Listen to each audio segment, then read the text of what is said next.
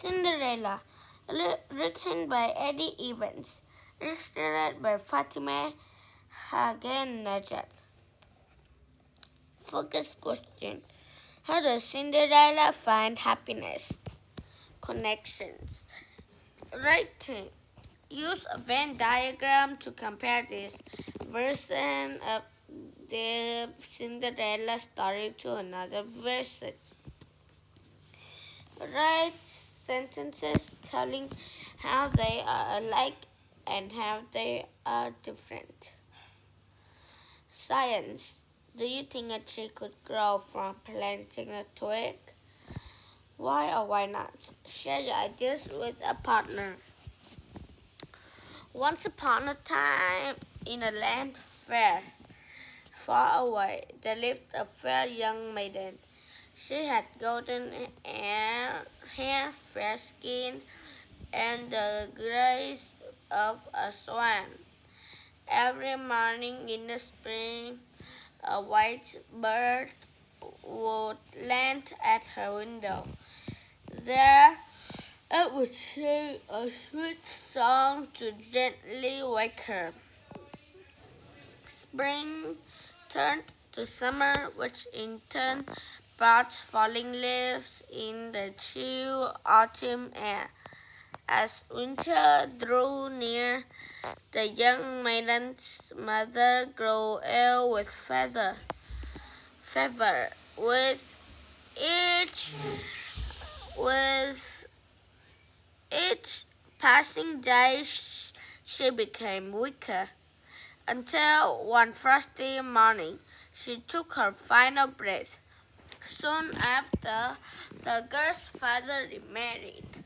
His new wife had two daughters who were fair of face but dark of heart. Yet the father was often away and didn't notice the cruelty.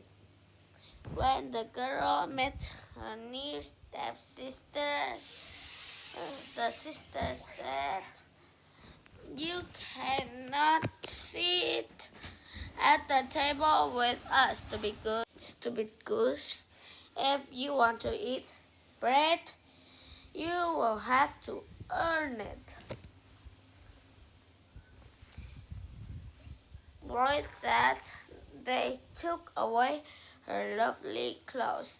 Instead, they made her wear an old gray dress and wooden shoes, and banished her to the kitchen. From that day on, life was hard. The girl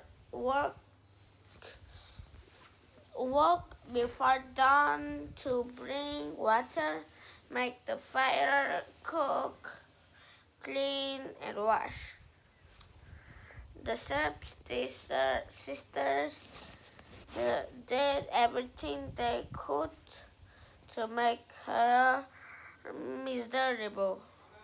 But by evening she was tired. And she curled up to sleep in the ashes by the hearth.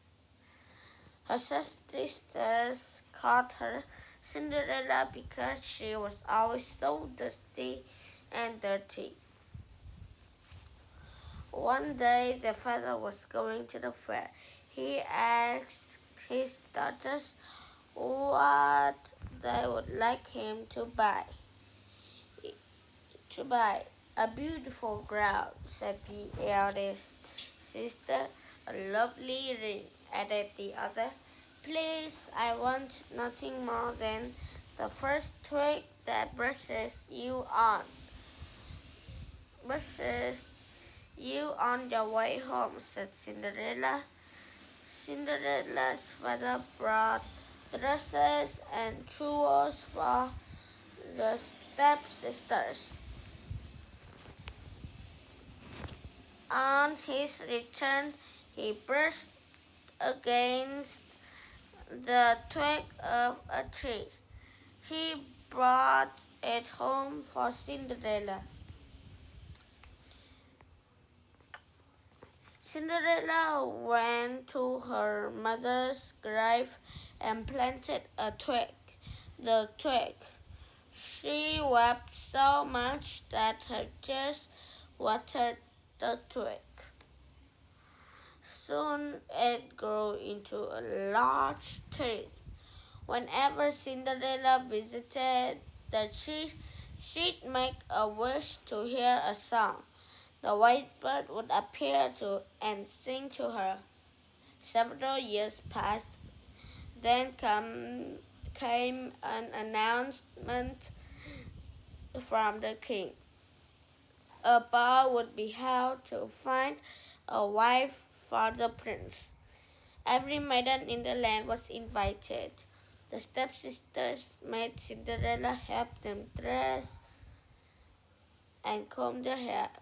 Cinderella begged her stepmother to let her also attend. No, you are covered in ash and have no nice clothes, she spat. Cinderella wept. The stepsisters laughed on their way out the door to the ball. Cinderella ran to her mother's grave. She sat down under the tree and cried out, "Shake and quiver, little tree, throw gold and silver down to me." The white bird appeared, throwing down a silver dress and golden slippers. Then the bird warned, "Gold and silver, time will pass. By midnight, riches turn to ash." Cinderella dressed and ran to the ball. She was so clean and beautiful that even her stepsisters did not recognize her. At the ball, the prince danced with every maiden. When Cinderella appeared, he was taken with her beauty. "You will be my only dance partner from now on," he declared. When the clock struck midnight, Cinderella fled, for she knew the magic would end then. In her hurry, she lost one golden slipper. With slipper in hand, the prince searched for his dance partner all the next day. He had every maiden try it on. It fit no one. His final stop was Cinderella's house. The stepsisters tried and tried, but no amount of pushing or pulling worked.